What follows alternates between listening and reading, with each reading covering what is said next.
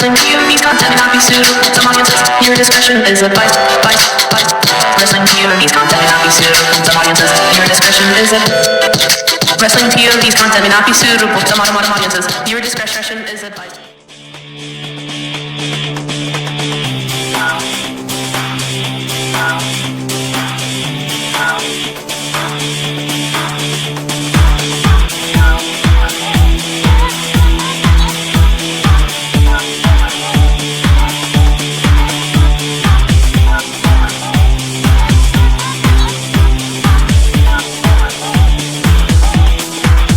A long time ago, in a wrestling ring far, far away. Nah, screw it, nerds. Welcome to another edition of WPOV Global. Put down the Star Wars joystick and turn on the wrestling, because, man, we got some head talking, head crunching, well, let's just use the word head a lot, stuff going on. I'm your host, the legend, TJ Logan, and with me, the effervescent, meaning he smells great if you're around him, girls. We're talking about the gentleman himself, Elio Canella. Elio! Yes, sir. How's it going? You non-stinky SOB, how are you doing? I'm doing great. How are you doing? Much better that I got a chance to sit and talk with you, brother, because I got to tell you, week one of the war has begun. Mm-hmm. And so far, all I think is really the biggest winners here are the fans, because, man, there is some tremendously fun wrestling going on. Yeah, there is. It's like I saw someone, I saw a poster where they had like the wrestling's fans weekly schedule Monday to Friday. I can barely, you know what? We used to laugh, me and you, because when we started the show, we covered a ton of wrestling. You know, we covered Impact, which was 2 hours of our lives we'll never get back over. We used to cover ROH. And now we dropped those two shows, and me and you thought, all right, we got it easy. We dropped 3 hours of things. This will be easy. No. AEW comes in, jacks 2 hours of our time, then jacks another hour with something called AEW Dark. Then New Japan decides that they're going to always run like 3 shows in a row every weekend, and me and you are watching an additional 15 hours of wrestling. So you know what? there is a metric, and I mean metric, and excuse my French kids, but a metric fuck ton of wrestling out there. And that can be measured. This is what we do. This is what we do for you fans out there. If you knew the amount of wrestling that we watched, oh my goodness. But you know what? We love it. So you know what? This is the path we chose. So we're gonna have to stick with it. Now, before we get into all this wrestling, Elio, I know you've been at the grind. I understand that one of the liquor companies reported really low sales because you took a couple days off just to watch wrestling, and you know you almost put them out of business not buying their booze. They were wondering where I was. They had to put on an APB I know, man. Do a search. I mean, even Alcoholics Anonymous were getting mad, saying, "Look, we didn't take this guy, guys. Don't get mad at us." You know. But how was your week, though, Elio? Besides the wrestling, did you do anything exciting? And I said do something, not somebody. Did you do anything exciting? No, it's just a regular week for me. Everything's been great. A regular week, so that's breaking hearts, taking names, and drinking lots of booze. I got it. That's right. Well, unfortunately for the legend, he's grown old and has a child, so when I'm not wrestling, I'm pretty much wrestling my son around. My goodness. Having a 4-year-old saps. It's taken 30 years off my life. I'm going to die tomorrow, Elio. That's the way this is working. It's crazy. Oh no! Don't. What will I do if that happens? Just find some other smart ass guy who'll. Oh, whatever. It can't be. It won't be the same. True that. Well, you know what? Let's talk a bit of wrestling right now, my friend. You know, first of all, we run a poll every week, folks. And because we're always curious about what's going on in your guys' mind, and sometimes you guys got a lot, and sometimes you guys are brainless. But this week was pertinent because, as we talked about, we said this was week one of a war, and what we're talking about for those of you who just tuned in, and why in the hell you're watching a wrestling podcast and you haven't been watching wrestling, I don't know, but maybe you have. And last week's question was a simple one. We were talking about this last week. NXT went head-to-head with the debuting AEW Dynamite. And what we wanted to know, fans, is what you guys thought was the better show. Now, before we get right into that, I'm going to ask you, Elio, you watched both of these shows. What did you think was the better quality show last week? I went with NXT because, as I said last week, AEW was, for its debut show, it was a good show, not a great show. Like, 1 hour was up, the other hour kind of went a little downhill. So I went with AEW, with NXT. Well, you know what? I went with NXT myself because I guess the best way to be putting it would be like this.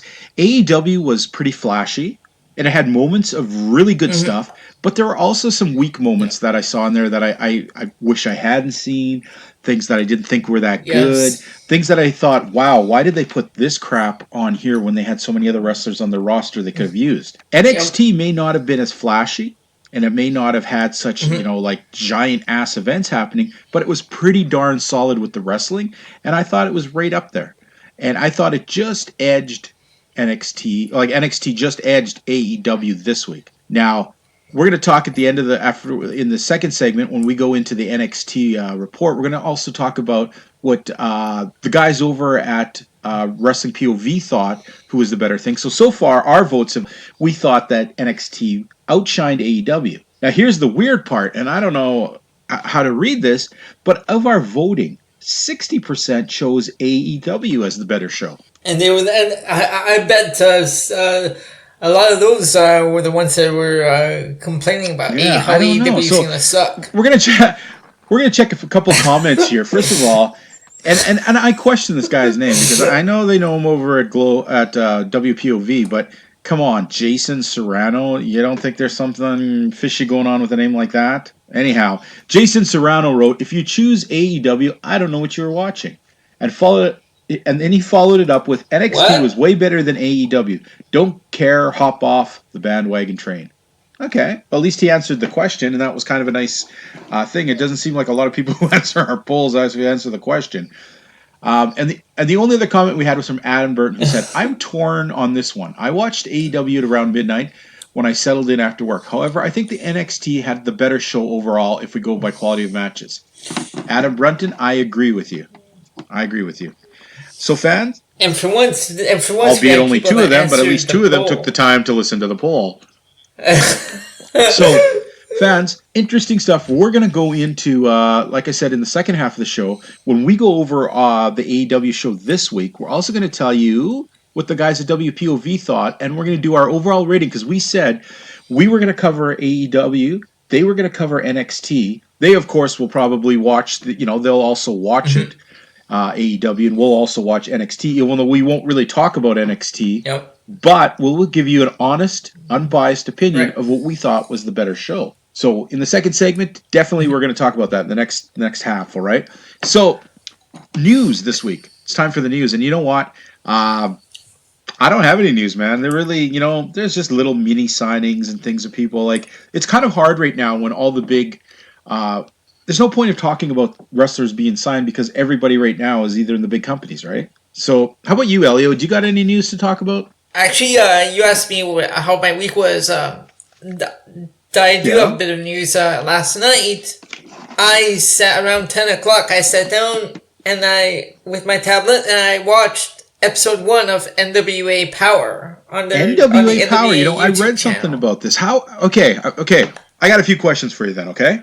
NWA Power, because I had some things in my mind. Okay, first of all, when we talk, you're talking a show. Was it like a stadium show? Was it a house show? Was it a small venue? What kind of show was this? It was taped inside a TV studio. If you remember, the 70s and 80s, they had like all those AWA and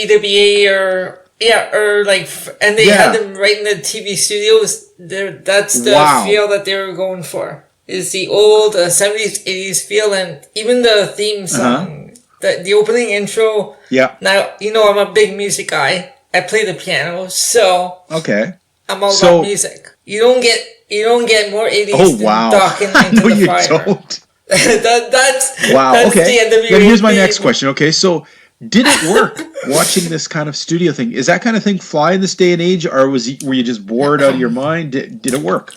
Actually, no. I wasn't really bored. It was a fresh change. The crowd in attendance were definitely into, especially in the main event. They kept doing the dual chants because the main event was Tim Storm challenging world champion Nick Aldis for the belt, and they were doing a duo chants, "Let's go Storm, let's go Aldis," and the crowd really seemed into it. And remember when they interviewed the guys? Like right in front of the ring and or off to the side or something segment, like that? Yep. Well, no, they didn't have it right in front of the ring. They had it right there where the commentary is. Yeah, just old Memphis style. Old Memphis style. Yeah, okay, I get it. Old Memphis style, yep. Of course, I do love when they do the interviews at ringside. Like, there was that other one from Vancouver, All-Star Wrestling, I remember that. Back in the 80s. The one segment they always had was a voice box with Mauro Ranallo. I'm like, wow. I'm like, when I first saw it, I'm like, who is this guy? And I'm like, okay, I like this. Now, here's a question then. Okay, you said Tim Storm. Isn't that guy like 100? Isn't he like 110 now? Tim Storm. He's like in his 50s. There was a stipulation though that if he didn't win, he could never challenge for the championship ever again. He's pretty freaking old. I mean, okay. Well, obviously, I didn't hear about an NWA championship change, so he obviously didn't win. He didn't win, but we were introduced to a few people from the roster. James Storm is in there. He's the national champion. Allison Kay, who used to go by Sienna in Impact Wrestling, is a women's champion. There's a tag team called the Wild Cards. Royce Isaac and Tom Lassiter. They're the tag team Sorry, champions. What was the second guy's name, did you say? It's Royce Isaacs and Tom Lassiter. That isn't the guy who was Bram from TNA, was he? I think it is, isn't it? I'm pretty sure he's in NWA. I didn't know that. I didn't know. So there's your assignment for next week, buddy. You better do your homework. And also Eddie Kingston is in there as well. Can you see this being a hit? Is this that you watch this? Do you think this could be would they ever show this on national TV? Do you think, or is this just a regional kind of type thing? You know what? This looks like starting on YouTube is good, and I think if they did get like a national platform, I think it could work because this is like the golden age of wrestling. Everywhere you turn, there's some new companies. So you think that this style, this kind of old throwback style, do you think that this can work competing with okay, suppose they got a national platform tomorrow. Could they use this studio type setting, the way they shot the show? Could that actually be? Do you think enough people would watch this to make it any kind of competition for AEW or WWE? To compete with AEW or WWE, I don't see it happening because those are the two big names right now, and the way their shows are produced with all the lighting and the pyros and everything. This one is just like a throwback. There are no pyros, no music. It's just the intro and. But obviously, you're saying here there is some kind of market for that because you enjoyed it, and are you going to watch it again? I enjoyed it, but then I'm gonna give it another watch next week. It's on every. Well, you know what? Tuesday night at 6 p.m. I'm going to try it out this week, and we'll talk a bit about it a little bit next week if I find it enjoyable, because you've got me interested. Okay. I saw it. I didn't even give it a second glance, I'll be honest. I thought, okay. Because, I'm all about the history side of wrestling as well. I like all that old stuff as well. Anyone who knows me knows that I'm old school wrestling fan, but that's the past. I don't know how I feel about that approach today, if that even works. So I'm curious. I'm going to watch this. That's true. And I'm going to be honest with you, Elio. Either next week I'm going to say, man, that was cool, or man, Elio, you're an idiot because I hated it. I don't know. We'll find out next week. But knowing me... Elio, you're probably drunk. And I'll be like, you'll probably say, Elio, you're drunk. And I'll be like, TJ, yes, I am. And we know me, I'm kind of a douchebag, people, so I'll probably call Elio an idiot regardless if I like it or not, just to be mean. That's just the way I am. Okay, well, you know what?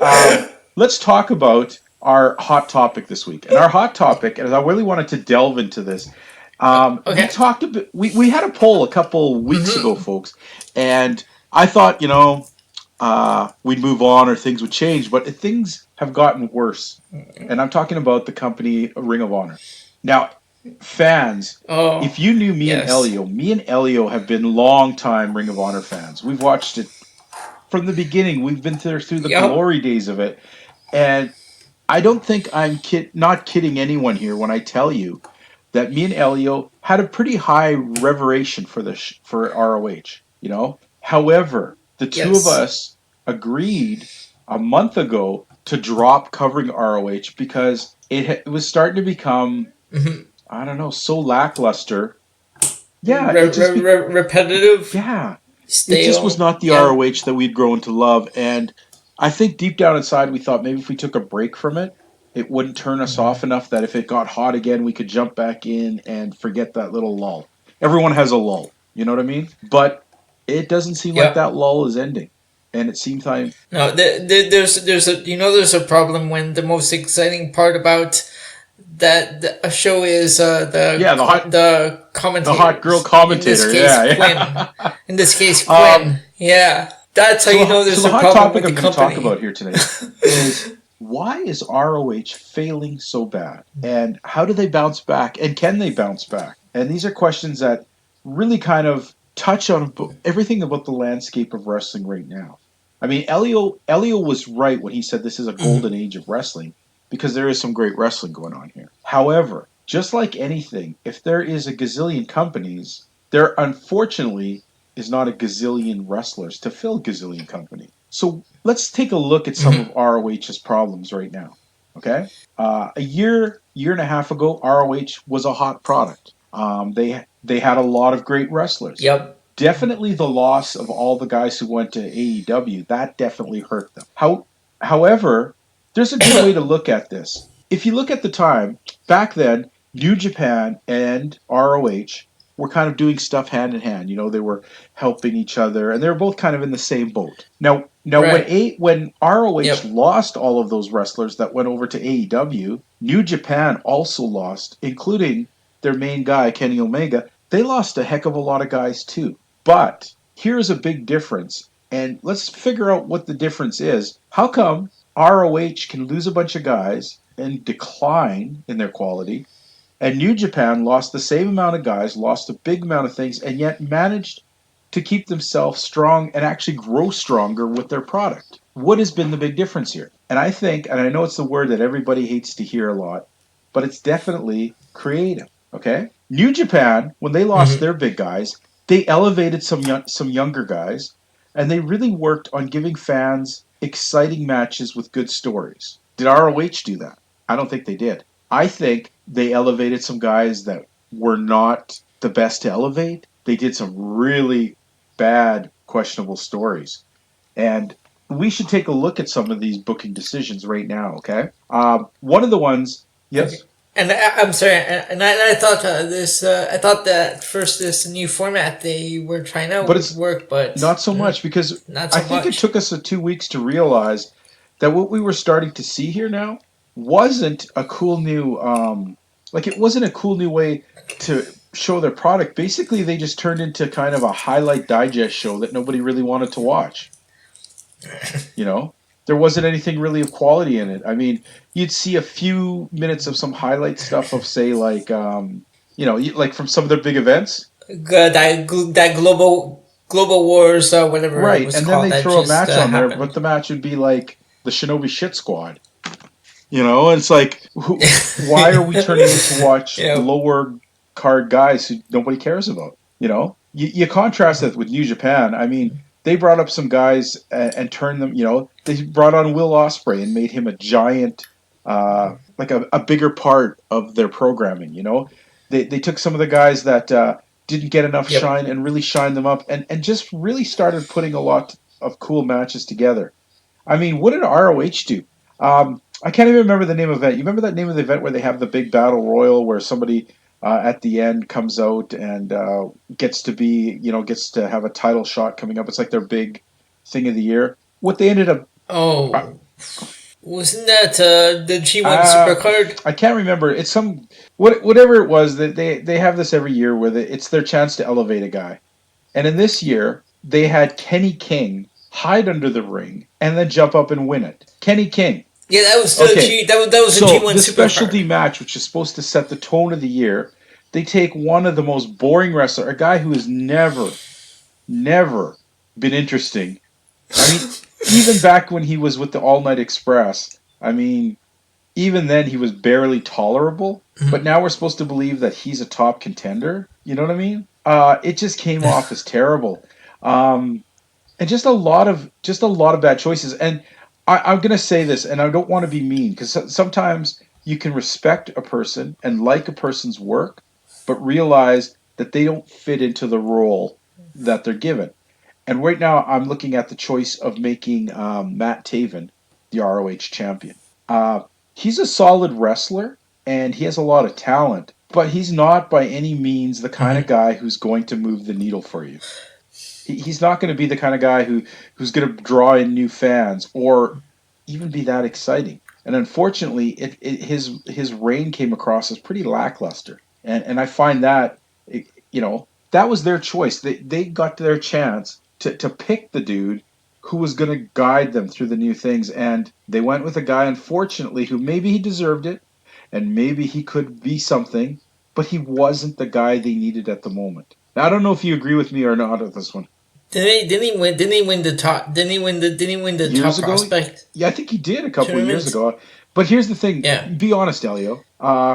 When you find that Matt Taven is now the ROH champion, did you really think, well, yeah, that guy deserves to be a champion, or that's the guy they go with? Does he? Well, he was annoying as champion, but he had a he had. You think it was enough? Because I don't think it was.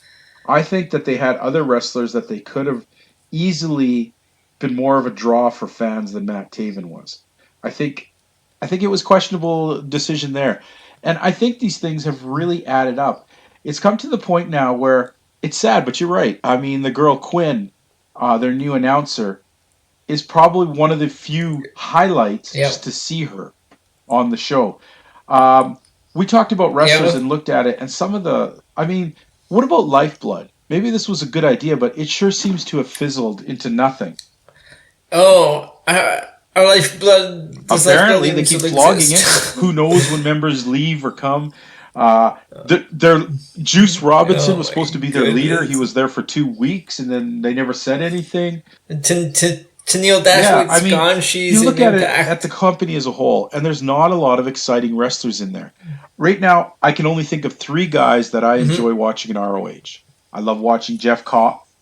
And who are those? Bandito. Yeah, Jeff Cobb. And PCO. Mm-hmm. But other than that, yes, PCO. A lot of the guys. Well, what about Rouge? I'm going to need more time. Now they made him a champion, and he's the kind of guy. Maybe this will turn them around a bit, but there's also. I don't know. I think it's kind of early to make him champion. I think it was too quick, so soon. But I also worry about the fact I get the fact he's very charismatic. He has a great look. He is exciting, but I really question the fact that he doesn't speak English very well. And it's hard to to put the companies on the back of a guy who the fans can't really connect with very much because of the language barriers. Like this week I tuned in. They said it was like a Lucha Libre themed show, and as soon as I saw that one guy, I can't think of his name, Barbaro Cabanero or whatever his name is.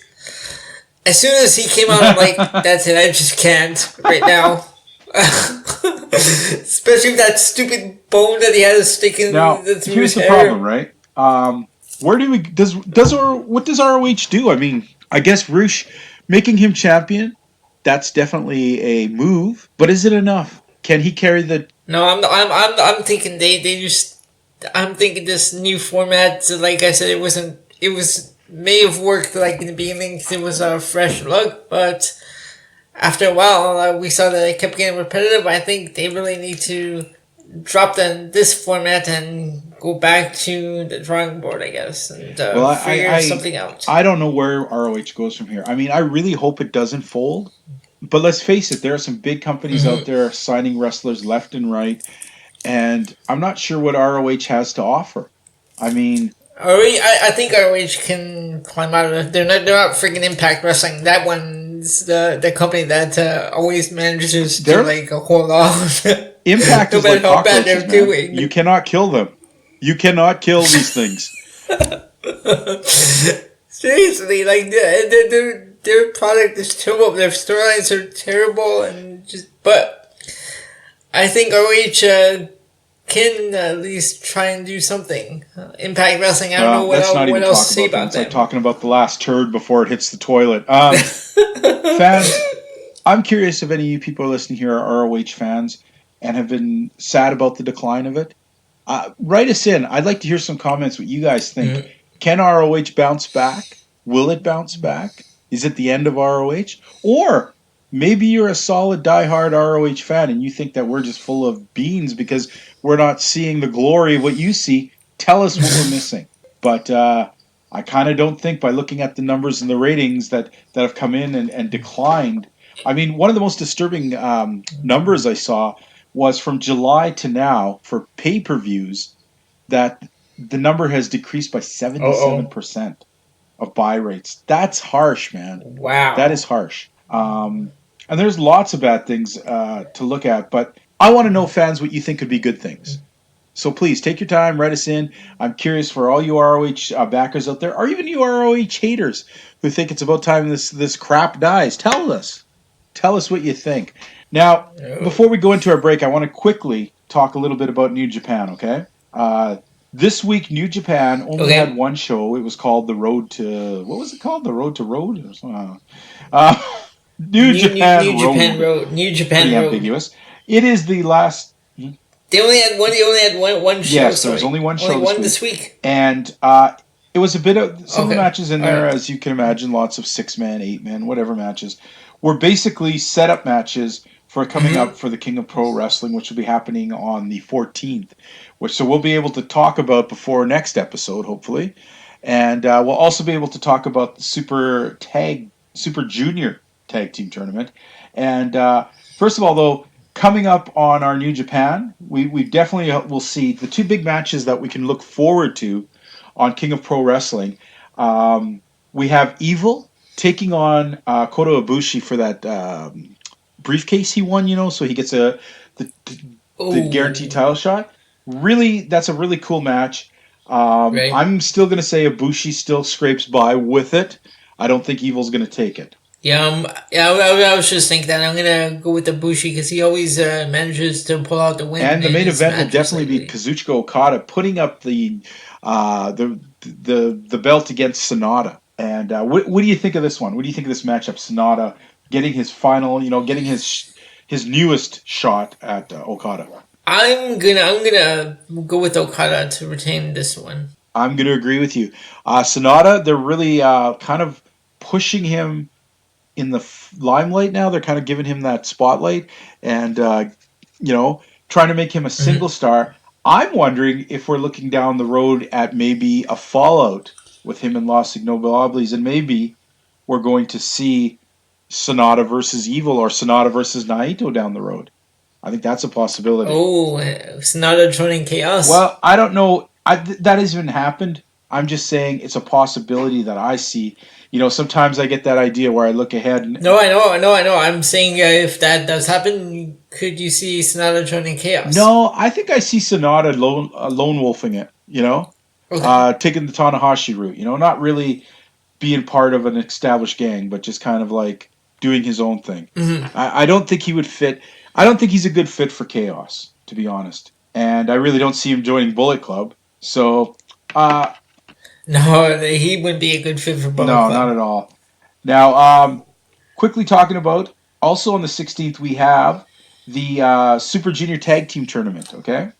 Let me rattle off the teams on there, and you pick your team, and I'll pick my team, okay? The teams this year entered in are Sho and Yo, Taiji Ishimori and El Phantasmo, the current champions. El Desperado and Yoshinobu Kanemaru, the former champions. Will Ospreay and Robbie Eagles. Taguchi and Rocky Romero. Volador Jr. and Teton. Tiger Mask and Yua Yamura. And TJP and Clark Connors. TJP. I like, who is that? El Phantasmo and who? Ishimori. They're the current champions. Yeah, I like them. You like them? El Phantasmo and Ishimori. Okay, good pick.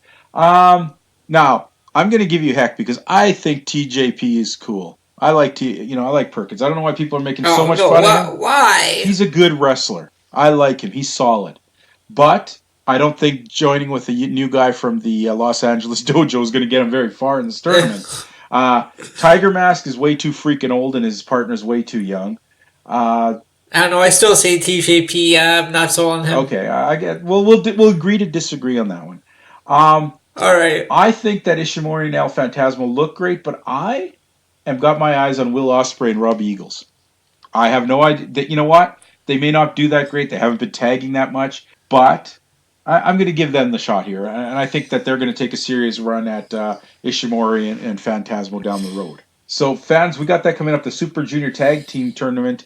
We will be talking about the results next week, and we'll see how we did. At this time, it's time for me to go take a Diet Coke out of the fridge, and it's time for it's time for the gentleman to probably drown another 40 and get ready for the second half of this adventure. How do you know this? How do I know this? How do you know these things? Dude, we have been together for 40 plus episodes. I think I'm starting to know you, my friend. All right. So, fans, we'll see you back in a few minutes. Hello, this is Miguel Cole from the Wrestling POV podcast. Wrestling POV and Wrestling POV Global is affiliated with the Collar and Elbow brand. Go to collarandelbowbrand.com and save yourself 10% by using promo code WPOV. Collar and Elbow has t-shirts, hoodies, sunglasses, and more. And the best part, you're helping out your local indie wrestlers. And you're helping out the best wrestling podcast of all, Wrestling POV and Wrestling POV Global. You don't want to miss out. So save yourself 10% by using promo code WPOV. Oh my goodness! This is Flip Gordon, and you are listening to Wrestling POV Podcast. Woo! We are back, friends. I tell you, I am refreshed and ready for the second half of the show. Elio, are you still standing upright? I am still standing upright. Yes, Why sir. are you standing? We're doing a show. You should be sitting down. And I never understand you. You're very confusing, gentlemen. Very confusing. Fans, let's start. I'm a complex guy. You are complex. For you in the morning, is it gin? Is it vodka? Who knows? It's a complex decision, and I'm glad you take the time to choose it. Moving on. Let's take a look at this week's. Let's talk a little bit about WWE NXT UK. All right. Okay. Interesting show this week. It was. It had some good stuff. Piper Niven defeating Isla Dawn. I like Isla Dawn. I wish they'd push her a little more. I do like Piper Niven too, though. Except I got to say, when Piper Niven talks, man, her accent really just throws off the illusion of her toughness. Yeah. You know, her accent just makes her not seem as tough as she really is. There was a bunch of stuff. Believe it or not, and I know you are too, we're both kind of excited to see what the Hunt's going to do next week, to see if they're still in our good books or are they going to regret. You know what? I was just going to say that. I have that written down. The Hunt next week. They just made it out of our books. I hope we don't have to put them back in. Yeah, no kidding. We had a match with Alexander Wolf and Saxon Huxley. Wolf, I've got to admit, I'm a little more impressed with him than I have been in the past. You know? Mm-hmm. And did you catch him subtly? I'm wondering if they're going to try and bring in the Russian there. What's his name? Ilya Dragunov. I wonder if they're going to bring him. I really want that to happen, but I really want that to happen. But I kind of sort of cheated again and looked ahead because they had the TV tapings this past weekend. Do not say it. Don't say it. Don't say it. I don't see it happening. That's all I'm going to say. I thought he would be kind of at one point. I thought, okay, he'd be a good pick in there, you know, being the Russian guy and stuff. But I really wanted to. He would be a good fit in there. He would, but then I also kind of enjoy the fact that he's kind of this lone wolf himself. And I think I enjoy him more as the lone crazy Russian than being part of a group. I don't think he needs the group, to be honest. But we'll see. We'll see how it goes. We had. We almost had a match of Mike Bird versus Jack Stars, which is... You know what? Oh, hold on. Before you go on, when they announced this guy, Mike Bird, okay, they didn't have... His opponent didn't come out yet. I'm like, okay, this guy, Mike Bird, he's going to face Jack Stars. All of a sudden, they announced Jack Stars. I'm like, I was just joking. Okay. Here is the very funny part about this, okay? When this Mike Bird comes out, I'm looking at him, and he doesn't look like anything special at all. He looks like a jobber, right? Yeah, but apparently he's a big name in the UK and Wales. Yeah, but he's a big name as a trainer. Like, he's trained these guys. He's not been a star. He's just a trainer and a solid hand. So, okay. So when he walks out, and I'm thinking, all right, the guy who's coming out as the superstar is going to squash him this week, right?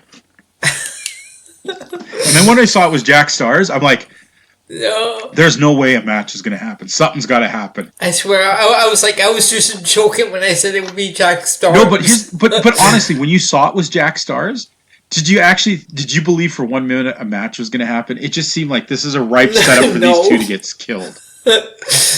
It was just a setup for Flash Morgan Webster and Mark Andrews to get attacked. Right. But like I said, it was such a strange thing. Gallus proving how boring they can be. But you know what? Mark Coffey, for once showed a little more life in him than I've ever seen him before, which I enjoyed. Because usually his brother does all the talking, and he just seems like kind of a tool, even though he's bigger than his brother. So that I enjoyed. Thought the whole thing was ridiculous. Yeah. Jack Stars. Sorry. The guy makes me laugh every time. And then, you know what? I'm going to get some props out here. I was a little bit harsh on Tegan Knox just because, they threw her in our face. I thought they gave her this weird squash match. They humped her, they hyped her up so she'd have a quick squash match that was really forgettable. I thought she did really well here in the non-title match with Kaylee Ray. And here's the thing. Yep, last week I said I was done with Tegan Knox. I think I'm going to take that back because this match was really great. I really enjoyed this match. Well, here's one thing that I think that the NXT UK should be a little more clear about is they said that she was getting a match. They didn't tell us it was a non-title match, so it made me and you a little irked that why is this girl getting a title match? Right? I was just about to ask you that. Didn't they say it was supposed to be a championship match? They alluded to it. I don't know if they... I might have to go back and look at that because I definitely got the impression this was a title match. And when it came out and it was a non-title match, I was a little more impressed. At least, I thought it was a little more fair. And I have to say, Kaylee Ray, her promo still sucked, but I'm kind of liking her after this match. I enjoyed her a lot more in this match, and I gotta say it also elevated Tegan Knox. Overall, I think this week's was okay. No, maybe even a little better. I'm gonna give it a B this week, and say that my highlight of the match, or my highlight of the entire show. I'm going to say Isla Dawn almost winning over Piper Niven was my highlight, and my definite low light for me was the whole Gallus jumping those guys thing was just whatever. Yeah, that's my low light, and my highlight is the opening match, Piper Niven, and the main event with Tegan Knox. Are my two highlights. The NXT UK women are killing it, obviously. They are. All right. Well, you know what? What do you give it? I gave it a B this week. I'm giving it a B. All right. Let's move over to MLW Fusion this week. All right. Okay. Now, the opening match: Magnus and Septimo Dragon taking on Los Angeles Park and HOD Los Angeles Park. Actually, wasn't bad for. I kind of enjoyed this. Sometimes lucha wrestling. It's easy to just not enjoy as much as you should. Yeah.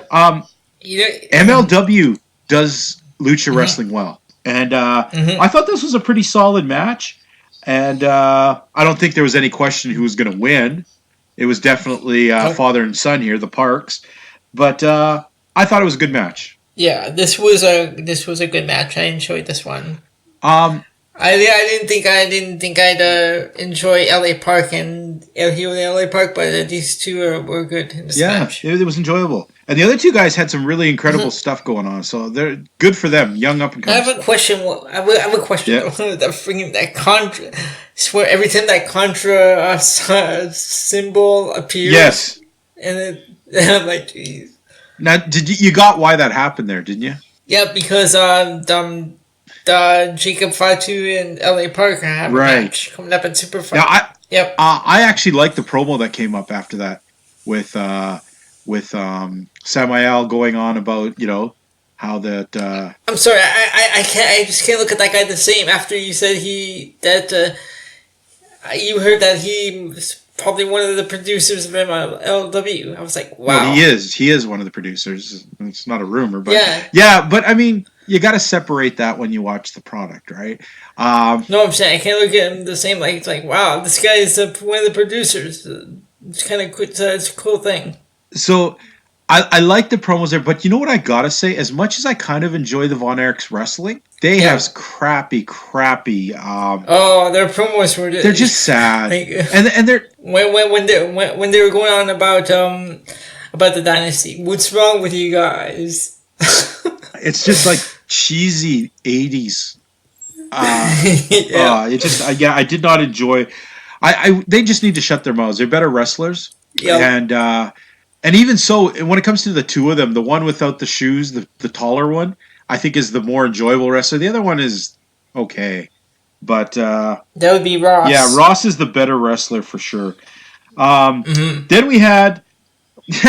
I don't know what to think of this one. The debuting of Dominic Guarini taking on everyone's second Jack Stars Jr. Or Jack Stars MLW, Ariel Dominguez. Oh, I don't know what to think about this guy. This is Dominic Guarini guy. I don't know. It's like they took everything that was fun in wrestling and took it out for this match. There's a reason. There's a reason judo and taekwondo aren't on national television because they're boring. This was terrible. Who wrestles in a gi or whatever they call it? I don't know. Oh. And then who did he call out? He started to call out guys, and I don't know.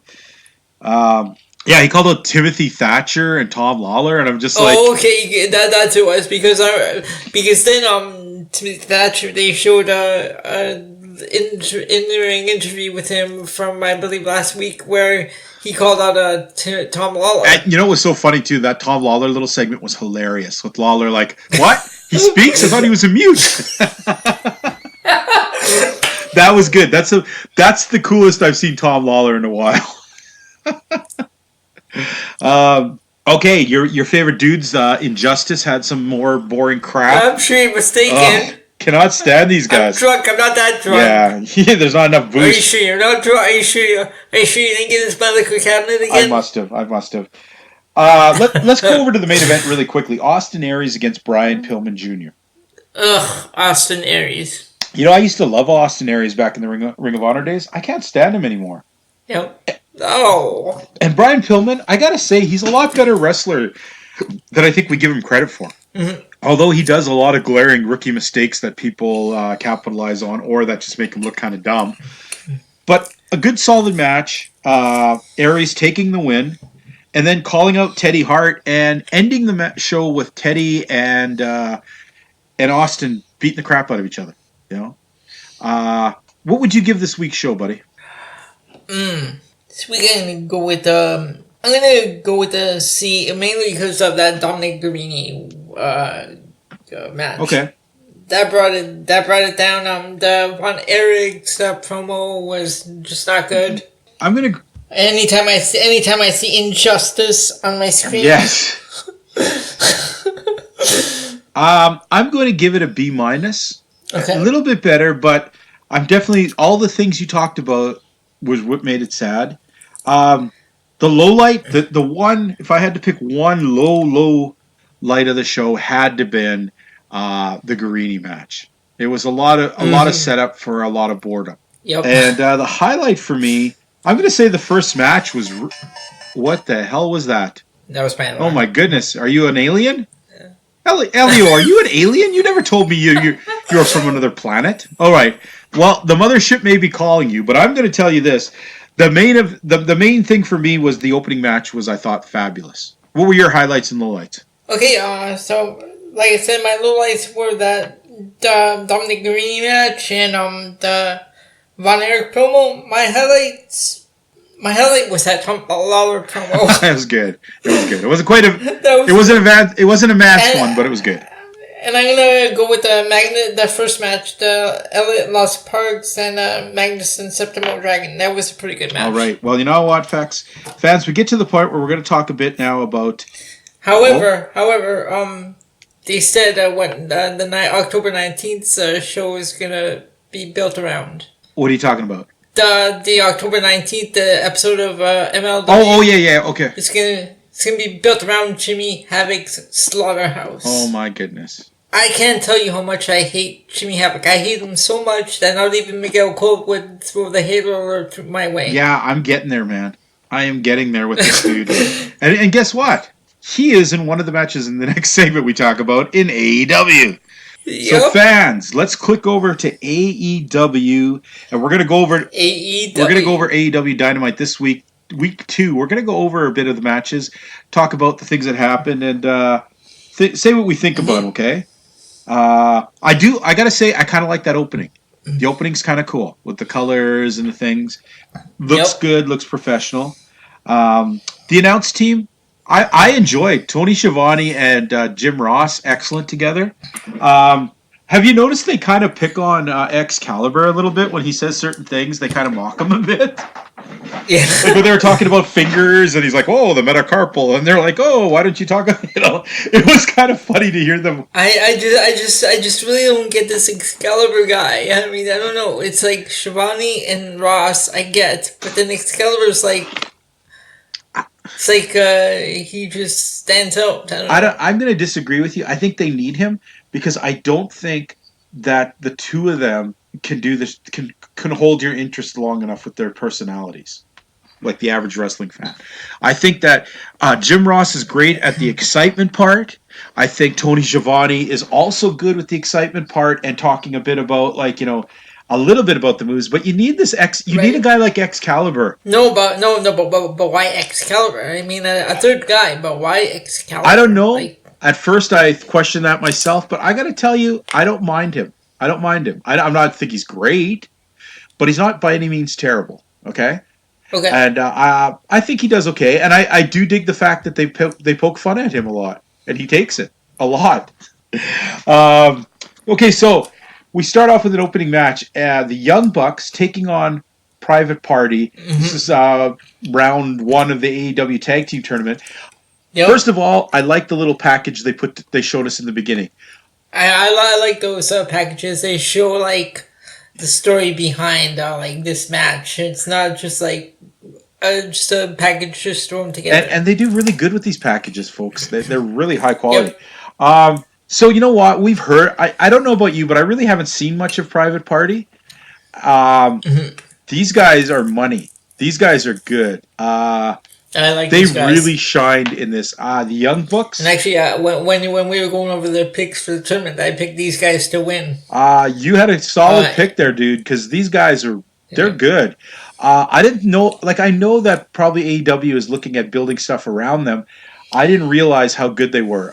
The Young Bucks definitely put on a great performance, sold well for these guys. The thing about this, I don't know if you caught this.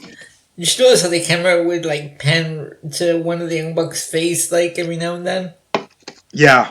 The camera would be right up close on their face. And they'd always have that look of kind of pissy. Yeah, I caught that a lot. That was kind of distracting. I don't know. Now the one dude who wrestles he looks like he's wearing tails, like in a full suit sort of deal. Did you catch? Oh, I don't know. Don't even worry about their names. We'll as they get popular, we'll get to know them better. But did you catch the part where he did 4 dives in a row? I did. Running back and forth, back and forth. I did, yeah. He was just like Nick Jackson. It was just nonstop, boom, boom, boom, and that crazy move of theirs. Where they do a hurricanrana off the top rope and the other guy grabs the guy in midair into a cutter. Holy smokes! Yeah, it's good. Yep. And then their finisher move, the gin and juice. Great stuff. I really like this team. They must have been hanging around me in a past life. No, because you would be just gin and gin, or maybe gin and vodka, or gin and rye. But anyhow, Private Party. When they go to the next round, these guys are good. Folks, keep an eye on these guys. I think they're really going to be...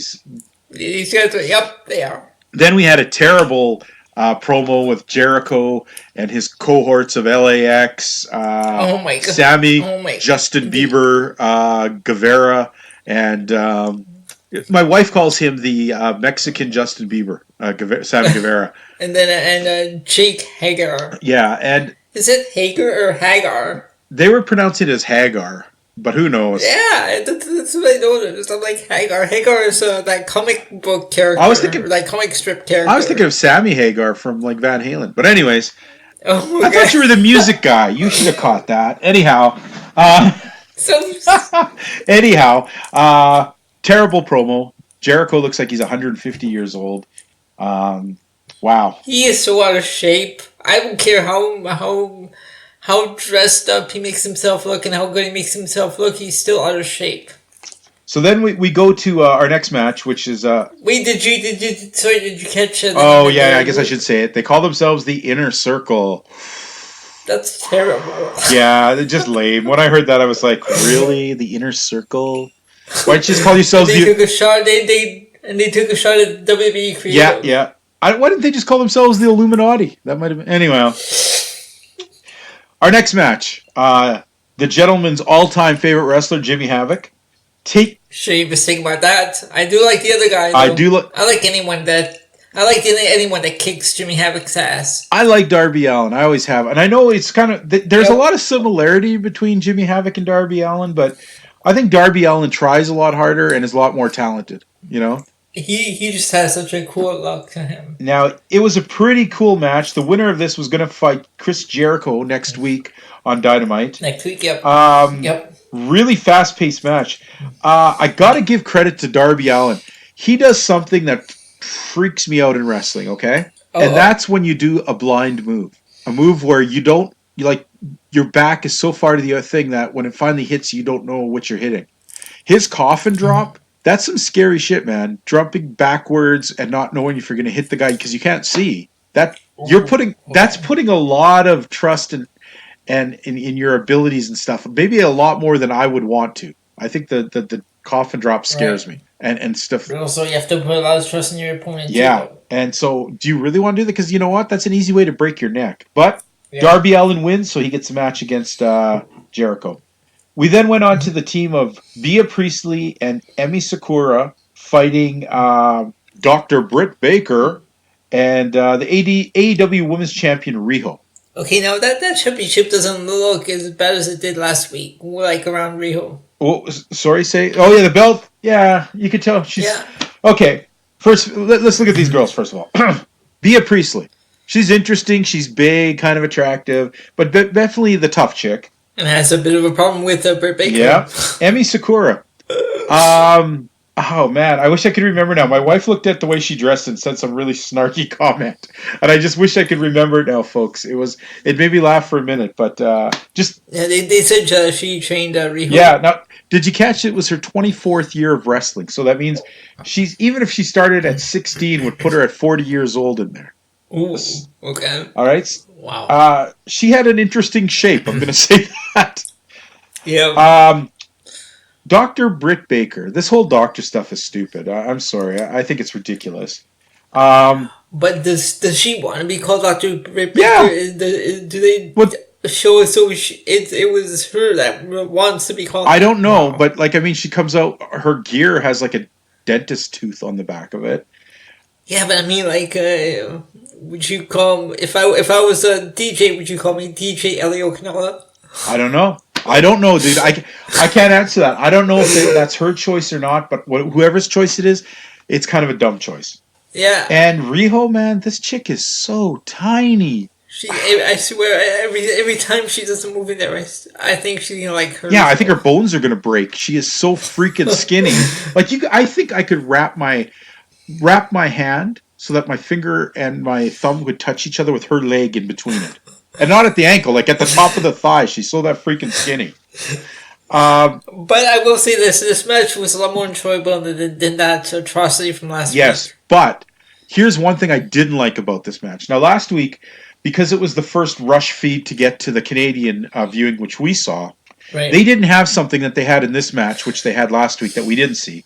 During this match, they did that commercials, and they had the match playing at the top corner. Oh yeah, the box and the window and the... And I thought that was really cool for about 5 seconds because so much was going on and I could barely understand, comprehend, or watch what was happening. I missed a lot of shit going on there, and I didn't like that. Oh, that was what I was talking about. They do that online with SmackDown when I used to cover that. I don't like it. I don't like it. Yeah, that's what I was talking about. They used to do that, and I just found it distracting.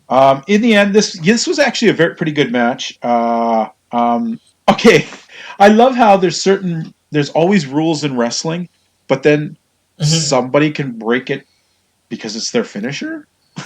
There's certain moves that no one's allowed to do, but okay, you're not allowed to choke your opponent, right? But Samoa Joe uses a chokehold to put people out.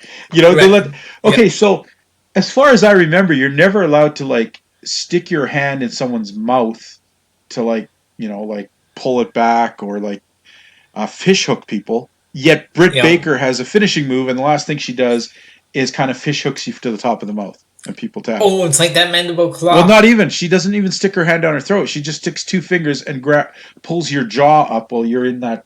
Oh, ow. Yeah. Okay, yeah, because I heard the commentators say something like that, and I'm like, okay. And I'm just like, so if fish hooking's illegal except for Britt Baker.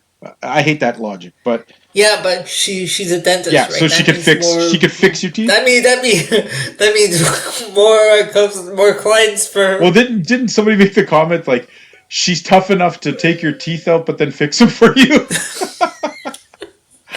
Oh, okay. Then we go on to Sean Spears and Jon Moxley. Mm-hmm. Jon Moxley looked like a monster in here. He looked big, strong. Yeah. Sean Spears looked like he could barely wrestle. Yeah, Sean Spears just doesn't look the same as he did. I don't know. He did not look strong in this match at all. And Tully Blanchard looked pretty. He looked like he kept trying to do stuff but missing. Why is Tully Blanchard still there? I don't know, but I don't know. I don't understand the connection there, between Blanchard and Spears. I don't know, but Moxley gets the win. Looks really strong. Then, and on the commentary the whole time was Pac or Pac or whatever you call him. Pac. Okay, so Pac is on there bitching about how he's not getting the bastard. Yeah, bitching about how he doesn't get a title shot and yada yada yada. So at the end of this match, as Moxley's coming up, Kenny Omega comes out with a baseball bat wrapped in barbed wire and a broom. I really hope they don't start doing this. And a broom wrapped in barbed wire. Throws the bat over to Moxley. They face off, and just as about their thing, Pac comes out, jumps Omega, knocks him down. Moxley yells at Pac. Pac leaves. And Moxley doesn't really do anything. He just sort of stands there and looks down at Omega. Glares at Omega and walks off. One thing I kept saying is, when is Omega going to get in here? I mean, I think it was dumb that he waited till the end of the match because, I mean, Moxley cost him his match last week. He should have got in there and cost Moxley a match, I thought that was kind of a dumb ending, but I'll take it as it was. And then in the main event, Chris Jericho and Sammy Guevara taking on Dustin Rhodes and Hangman Page. I like Hangman Page and Dustin Rhodes as a team. They look good together in there. Yeah, I'm a fan of Hangman Page. I like his whole look, and he's just great in the ring. And I got to say, Dustin Rhodes has not looked this good in a long time. He was pretty on fire in this match. No. Sammy Guevara took a lot of beating, and Chris Jericho just looked terrible. In the end of the match, Guevara and Jericho win.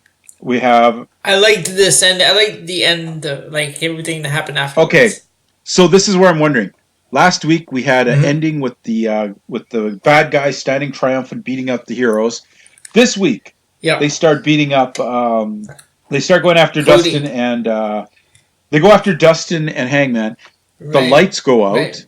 They come on and Cody's there. Yeah, that was weird. I mean, the lights go out. Yeah, why did the lights go out? Hey, that's so weird. That's not like Cody that's not like Cody character trait. I don't know. But then Cody goes after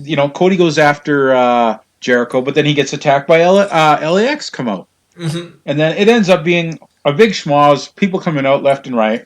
And then this part was interesting. MJF comes out. Yep, this is the part I was talking about. Has a chair. LAX and those guys are like holding Cody, and they're like, "Go ahead, hit him. He's, you're with us." Blah blah. He turns around and attacks them, Then he celebrates with the crowd. And while he's celebrating, of course, they jump him and beat the living snot out of him. Then ends up the Young Bucks come running out. Finally, it ends up with the bad guys being chased off and the good guys standing in the thing. And man, this felt like an old Nitro, but a good Nitro. I got to say, I enjoyed this week's way better than last week's episode, which I thought was okay. Yep, I very, very much enjoyed this week's. And I'm going to give this week's... Oh, and I forgot to mention, as Jericho was going back up the stage, Darby Allin comes skateboarding down, jumps him, beats him with a skateboard, because we know next week now he gets his shot at Jericho. I am going to give this a solid A this week. I thought this was a darn good episode. I'm going with I'm going with an A. This is our first A that I believe we've given one of these shows in a while. It has, yeah, it has. Now, I would like to ask you, what was your highlight and your low light of this one? Okay, my low light has to be that whole Jericho promo with the inner circle, etc. going on. And actually, he said one thing, I know he's feuding with Cody, but bringing Dusty Rhodes' names into this, I don't think that part's necessary. Okay. And what was your low light? No, that was my just low bringing light. Okay. That whole promo with the introduction of that group. And what was your highlight? My highlight was the Private Party versus Young Bucks match. Man, we think too much alike. Definitely my highlight was the Private Party. I thought the Private Party they impressed. Are you okay? Sound like you fell down drinking. Yeah, okay. I'm good.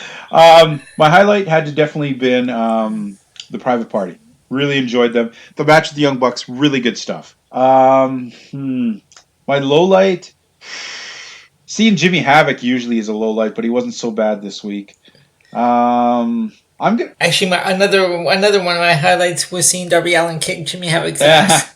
Oh, okay. I'm gonna say definitely a low light because I just didn't get it was Shawn Spears. Just him wrestling, the way he was wrestling. He didn't look like anything special, and I'm gonna throw this as an aside. He's wrestling with AEW right now.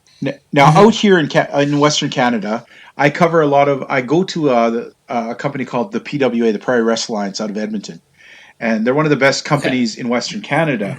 Do you know who their current champion is? No. Shawn Spears. He won the belt 2 months ago. He's come back once or twice. Wow. He's our current champion, and he just looked terrible in there. Oh. He just looked terrible. Ooh. Definitely low light.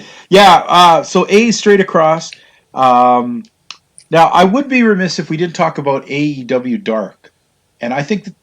actually, before we go on, we should do something that we forgot to do last week. Which was? We forgot to give our shout-out to someone. You know what? We did forget our shout-out. We forgot it again.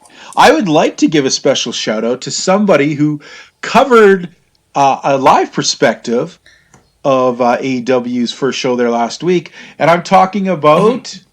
Give me a drum roll. And the Liberated, Antoine Hoffman. Man, you just stepped on my tail. What the hell, man? You were supposed to give me a drum roll. I was going to say it. Baby. Anyways. Oh. At the Liberated. Yes, he did a lot of cool stuff, give a good commentary about the show. And we're glad you listened to it. And you know what? Maybe sometime down the road when we do a little bit more AEW, maybe we'll even have you join us for an episode. Talk a little AEW, you know? Mm-hmm. We'll see what's going on. You know, he's a friend of WPOV Wrestling, which means he's a friend of ours. So, So this week, I mean, it's definite, if we're looking at our picks for the week, it's definitely that AEW would get 2 points this week. It's definite that NXT UK gets the 1 point. And unfortunately, MLW got the 0 this week. Is that right? I think I did. So let's see what we have here. For the weekly race, we have NXT gets the 1. Because we gave them what? What was our ratings for NXT UK? We gave them a B. A B, yeah, okay. And what did we give MLW? A C? MLW, I gave them a C. You gave them a B minus. B plus, I believe it was. B minus. B minus. Okay, so definitely, like I said, 0 points this week to MLW, 1 point to NXT UK, 2 points to AEW. All right. Now, AEW gets first place. Nice. Not a bad start. Now. Okay, so I have second, third, and first. Okay, so now, folks, there's a little something that you can catch called AEW Dark, which shows you the matches that they don't show you on Dynamite that happened the same night. And I gotta say, it was actually pretty fun and a good way to keep up to some of the wrestlers on the roster. I would say give it a check out. It's an interesting little show. I mean, we got to see Darby Allin against who the heck did he fight? Huh. Sema, that's right. Yeah, and yeah, check it out. They're Dark is kind of an interesting little show. And now I promised you that we've been talking about this. Week 1, we told you guys that we here at Global, both me and Elio, had picked NXT as the better show this week. Well, after talking to the wrestling POV guys who watch the same shows, and then they give their impact to their POV. Well, the POV from WPOV is this: that NXT was indeed the better show in their opinions. Definitely better quality matches, less glaring weird things like AEW had. So this week, the first week of the war, it's got to go to NXT in our books. The ratings may not agree with us, but that's subjective. Who knows how the ratings are going to keep going? Well, that's another thing about the ratings. People, that's all I've been seeing all week long. My question to the fans are: does the ratings affect your enjoyment of the product? No, I don't think it does. But I think everyone's caught up. I think everyone's caught up in this whole war thing, the war of the ratings, and yeah, the war of the roses. I think what it comes down to, wrestling fans, is don't be dumb. Don't just be like, oh, I'm an AEW fan and that's all I'm watching. Or, oh, I'm only... Watch it all. Watch and find the good stuff that you like. Because I got to tell you, for any product that AEW does, sure, there's going to be a couple great matches, but I guarantee you there'll be 1 or 2 crappy matches. And the same as WWE. You can't just pick one side and say this is it, the be all and end all. You owe yourself as a wrestling fan to check out what's good and weed out what's bad. So... folks, we've had a great time this week. The war is going into the second week now. We'll see. We'll find out the ratings, although I understand there might be a problem with the ratings this week due to some game transcended some of the TV channels that AEW is being carried on. Oh, yeah, they had to move Dynamite over to True TV, I believe. Right, so I'm not sure how fair of a rating that can even be considered then, because that'll definitely change a lot of things. But you know what? Ratings don't matter. Okay, sure. Baseball doesn't rate high. Baseball's cool, but not on Wednesday nights. All I got to say is this, is don't worry about that stuff. Enjoy wrestling while you can. Me and Elio, we've had a great week. We love talking wrestling. We love talking to you guys. We want to send out our special thank yous to all of our friends across the world and remind you that if you want to get a hold of us, that if you want to drop comments, you can find us at WP... you do them. I always mix them up. Wrestling POV Podcast on Facebook. And then we have Wrestling POV 1 on Instagram and Wrestling POV on Twitter. Now, we also have a sister show, WPOV, which covers all WWE-related things, including NXT. You can find them on Saturdays. You can find us on Thursdays. And you can find us, and see if I got this one right this week, okay? You can find us on iHeartRadio, iTunes, Spotify, Podbean, and I think that's all of them, is it? Oh, Stitcher. Stitcher. How can I forget Stitcher? So yes, folks, check them out. They're worth a laugh. There's some funny guys. Tony Diaz, Mimi Goody, Rick Serrano III, and Miguel Cole. Having a great laugh, talking a lot of fun stuff about wrestling, and just enjoying themselves. And hopefully you fans can get in enjoyment too. We're the bit of a Debbie Downers over here at Global. We like to get too serious sometimes. But Debbie Downer. I'm not a Debbie. I'm never a Debbie Downer. You're like what are you talking about? Debbie unconsciously drunk. But anyhow, speak for yourself. Anyhow, we like to have a fun time too, and we just want to send out a special thank you to all of our fans across the world. We know you guys are listening in the United States and Canada.